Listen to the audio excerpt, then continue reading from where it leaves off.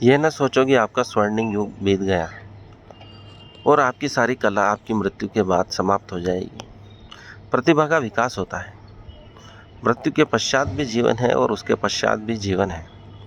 यदि आप इस जीवन में कुछ सीखते हैं या कुछ अर्जित करते हैं, कोई विद्वान बनता है, प्रोफेसर बनता है, धर्मगुरु बनता है, संत बनता है, तो उसकी प्रगति इसी जन्म के लिए नहीं होती। इस जन्म में जो कमाया है ज्ञान, शक्ति,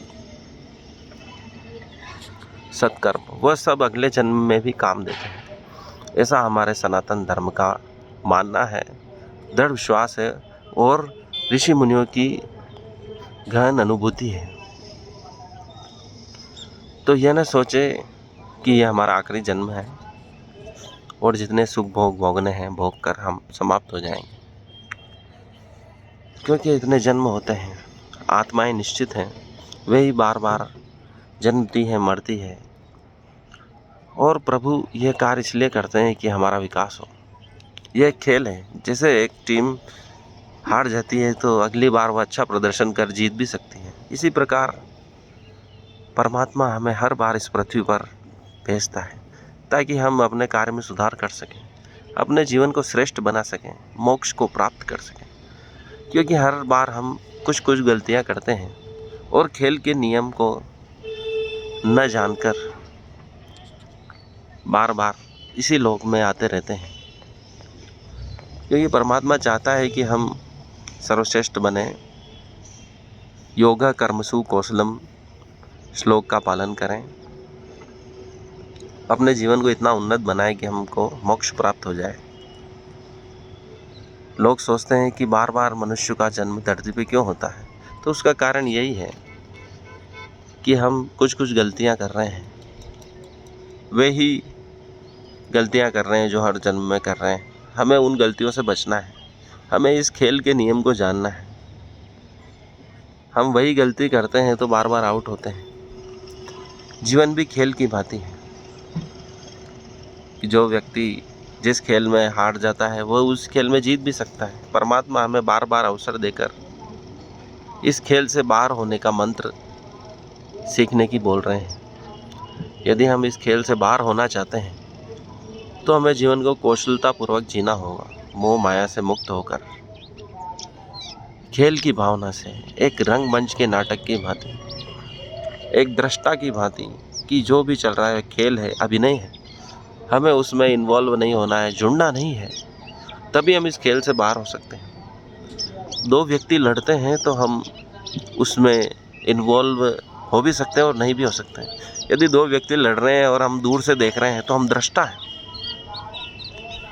यदि हम इन दो लड़ते हुए व्यक्तियों के बीच में चले जाएं तो हमें भी लात घूसों का सामना कर पड़ सकता है, तो हम उसमें इन्वॉल्व हो गए। तो ये जीवन चक्र भी, संसार भी एक खेल है। अगर इसमें इन्वॉल्व हो गए तो लात घूसे ही मिलेंगे।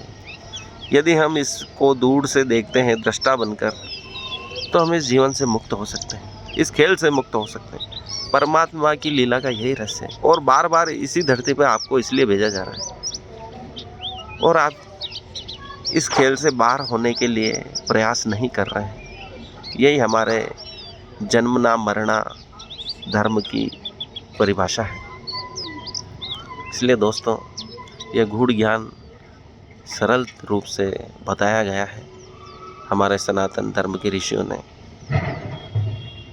इस ज्ञान के बाद भी हमें अपने कर्म नहीं बंद करने हैं, क्योंकि परमात्मा मुक्त आदि पुरुष है, फिर भी बार बार जन्म लेते हैं और हमें अच्छे कर्म करने की प्रेरणा देते हैं अपने जीवन चरित्र से। भगवान राम ने अपने पूरे जीवन चरित्र से हमें सुंदर ढंग से जीने का मंत्र सिखाया, कृष्ण ने सिखाया, बुद्ध, महावीर, ये सभी मुक्त पुरुष थे, लेकिन उनके कर्म पूरी मनुष्य जाति के लिए प्रेरणा बने।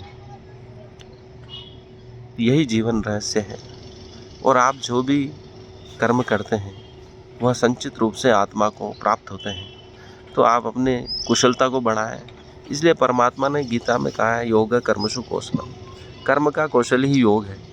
तो अपने क्षण, प्रतिदिन, दिवस, मास, वर्ष को बेहतर से बेहतर बनाते जाएं, सर्वश्रेष्ठ से सर्वश्रेष्ठ बनाते जाएं। क्योंकि परमात्मा ने गीता में कहा है, जो भी संसार में श्रेष्ठ है, अच्छा है या बुरा है, तो वह मैं ही हूँ। इसलिए सर्वश्रेष्ठ की परिभाषा को बदलें। इस संसार में जितना भी अच्छा से अच्छा हो सकता है, उसी के लिए पूरी संसार की दौड़ है। वे अच्छा से अच्छा करना चाहते हैं। एलन मस्क अच्छी कार बनाना चाहते हैं, वह बिजली से चलने वाली कार बना देते हैं। स्टीव जॉब्स अच्छे से अच्छा मोबाइल बनाना चाहते हैं तो आईफोन बना देते हैं। अच्छे से अच्छा वाहन नासा के वैज्ञानिक बनाकर उसे रॉकेट के रूप में चंद्रमा, मंगल आदि पर पहुंचा देते हैं। तो ये सर्वश्रेष्ठता की दौड़ कभी खत्म नहीं होने वाली। तो वर्तमान समाज में या महाभारत काल में जो भी सर्वश्रेष्ठ था, गीता में कृष्ण ने गिनाए। नागों में मैं तक्षक नाग हूँ, चाहे वो बुरा है लेकिन वो सर्वश्रेष्ठ अपने कार्य में। गाय में कामधेनु हूँ। तो परमात्मा कह रहे हैं जो भी किसी भी प्राणी में, चाहे मनुष्य हो, पेड़ हो, जीव जंतु हो, पर्वत हो, जो भी सर्वश्रेष्ठ हो सकता है वही परमात्मा है। तो हमें अपने योग के द्वारा अपने कौशल को बढ़ाना है, कर्म के कौशल को बढ़ाना है, तभी हम मोक्ष को प्राप्त होंगे। रविन्द्रनाथ टैगोर ने तो बार बार इसी धरती पर जन्म लेने के लिए कहा है, क्योंकि उनकी कुशलता में वृद्धि नहीं हुई।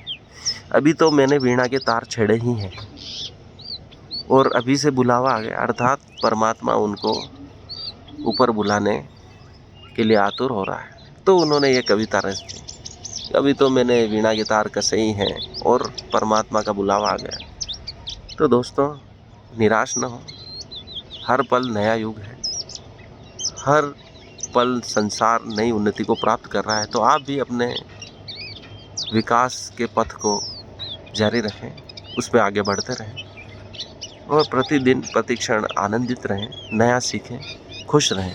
धन्यवाद। मेरे वीडियो को लाइक करें, शेयर करें और चैनल को सब्सक्राइब करें और अपने जीवन को नई दिशा दें। धन्यवाद।